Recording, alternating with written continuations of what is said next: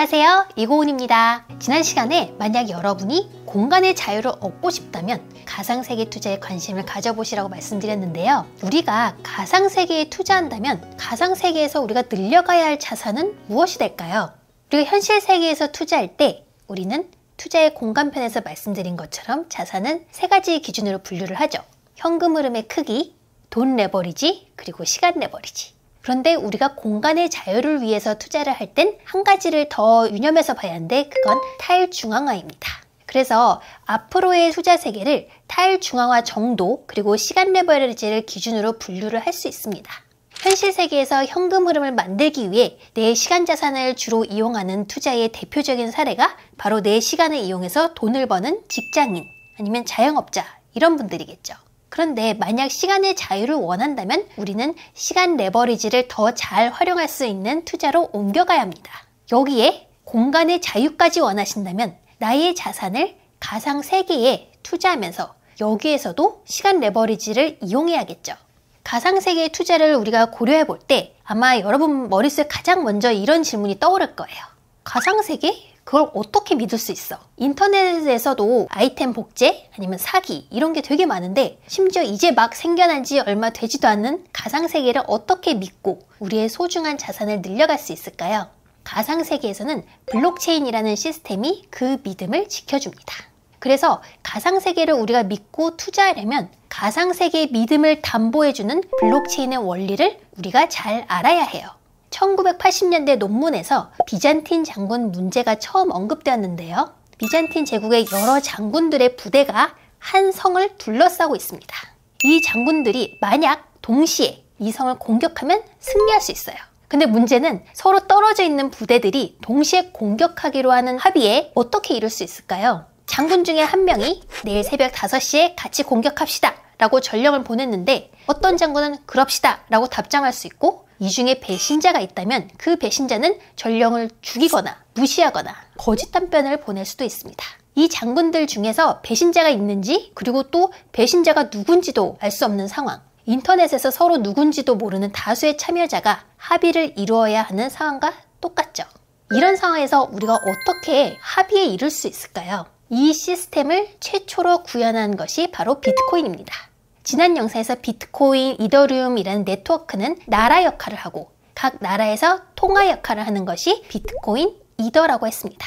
각 나라의 구성원들, 즉 국민들을 노드라고 합니다. 이 시민들의 자발적으로 참여해서 네트워크를 잘 유지하는 것이 가상세계의 탈중앙화예요.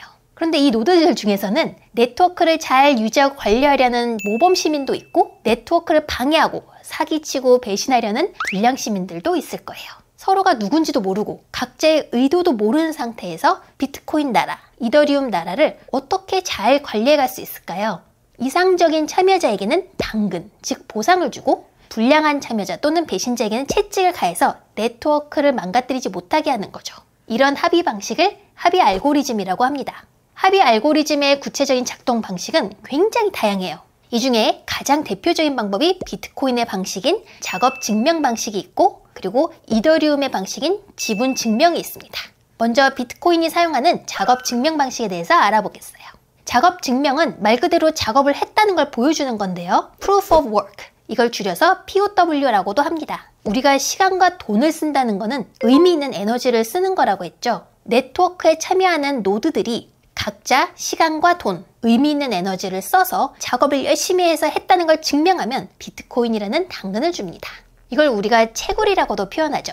열심히 작업을 해서 채굴을 해서 비트코인을 얻었다고 합니다. 반면 비트코인을 방해하려는 세력들도 방해를 하려면 시간과 돈을 써야 돼요. 그래서 작업을 증명해서 이 네트워크를 망가뜨려야 되는데 이게 굉장히 큰 손실이 되기 때문에 방해하는 것 자체가 어렵습니다. 비트코인 네트워크를 방해하려면 2021년 기준으로 1년에 최소 약 50테라와트시 이상의 전략이 필요하대요. 이는 우리나라의 1년 전체 전략 소비량의 10% 정도 되는 어마어마한 양입니다. 전력뿐만 아니라 채굴 장비, 시설 이런 거 갖추려면 돈이 더 들 겁니다. 이렇게 굉장히 돈과 시간이 많이 들어서 비트코인 네트워크를 방해하려는 세력이 되는 것 자체가 굉장히 어려운 일이에요. 비트코인 블록체인에서는 해시 함수라는 걸 사용하는데요. 해시 함수는 우리가 이제 학창시절에 배웠던 y는 fx 이런 함수 중에 한 종류예요. 해시 함수는 4가지 특징이 있습니다. 해시 함수의 결과값, 그러니까 해시값, y값이죠. 입력값과 상관없이 고정된 길이를 갖는다. 제가 이고은 세 글자 입력하든 아니면 제 책 전부 한 권 분리의 텍스트를 입력하든 y의 값, 해시값은 항상 16진수 64자리로 나옵니다. 두 번째, 주어진 입력값으로 해시값을 구하는 굉장히 빠르고 쉬워요. 그러니까 x를 넣으면 y값이 바로 나옵니다. 그런데 반대로 주어진 해시값, y값에서 입력값인 x값을 거꾸로 유추하는 것은 굉장히 어렵습니다. 그리고 입력값이 조금이라도 바뀌면 전혀 다른 값인 해시값이 나와요. 예를 들어서 어떤 사람의 신상 정보를 입력했을 때 그 사람의 전화번호 뒷자리가 나오는 해시 함수가 있다고 할게요. 그 사람의 이름이 홍길동이고 40세, 송파구 잠실동에 거주하고 생일 이런 입력값을 넣으면 전화번호 뒷자리 5645 이렇게 나온다고 할게요. 그런데 우리가 입력값을 조금이라도 다르게 넣으면 예를 들어 실수로 홍길동이 아니라 홍길통 이렇게 쓰면 전혀 다른 결과값이 나오게 됩니다. 그리고 전화번호 뒷자리가 5645인 사람은 이 세상에 엄청 많이 있겠죠. 전화번호 뒷자리 5645만 가지고 이 사람을 거꾸로 유추하는 것, 잠실에 사는 40세 홍길동이다 라고 찾아내는 건 굉장히 어렵습니다. 이게 해시 함수의 특징입니다. x값을 입력하면 그 결과물인 해시값은 금방 나오고 x값이 조금이라도 달라지면 완전히 다른 값이 나오기 때문에 위변조 여부를 바로 알 수 있어요. 블록체인은 말 그대로 블록이 체인으로 연결된 겁니다. 블록은 정보의 한 저장 단위예요. 비트코인의 경우 한 블록의 크기가 1MB 정도 되고 이 안에 3000개 정도의 거래 정보를 기록할 수 있습니다. 블록마다 담겨있는 이 기록들은 누구나 볼 수가 있기 때문에 굉장히 투명한 시스템이에요. 블록은 크게 헤더와 바디 부분으로 나눠집니다.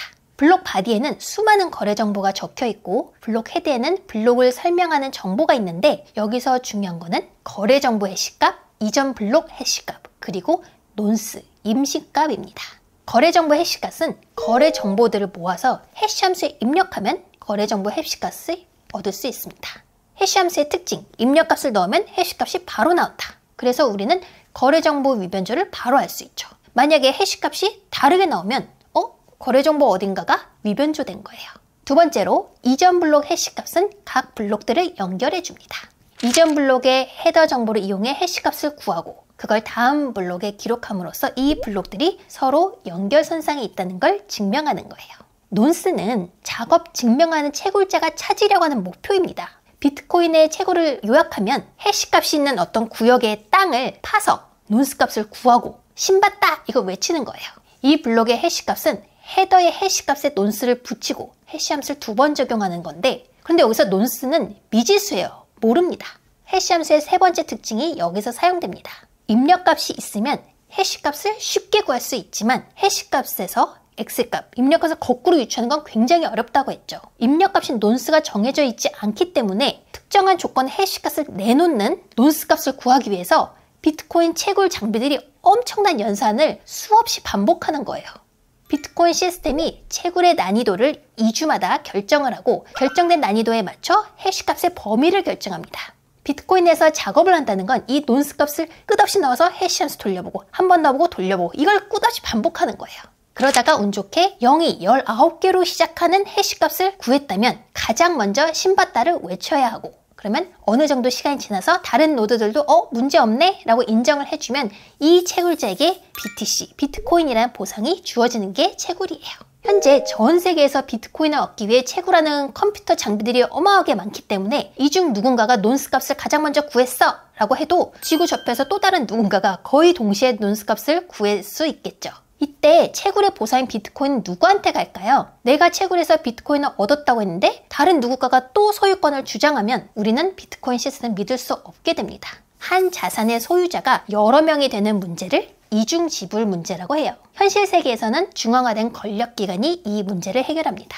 부동산의 소유권은 등기부 등본에 기록하고 법원이 관리하는 것처럼요. 이런 중앙화된 권력이 없는 탈중앙화된 가상세계에서는 어떻게 할까요? 비트코인은 철저하게 채굴자들의 이기심을 이용합니다. 전 세계에 수많은 채굴 노드들이 일하고 있는데 현재까지 n번째 블록이 완성됐다면 다들 n+1 그 다음 블록을 하기 위해서 논스 값을 구하려고 계산하고 있겠죠.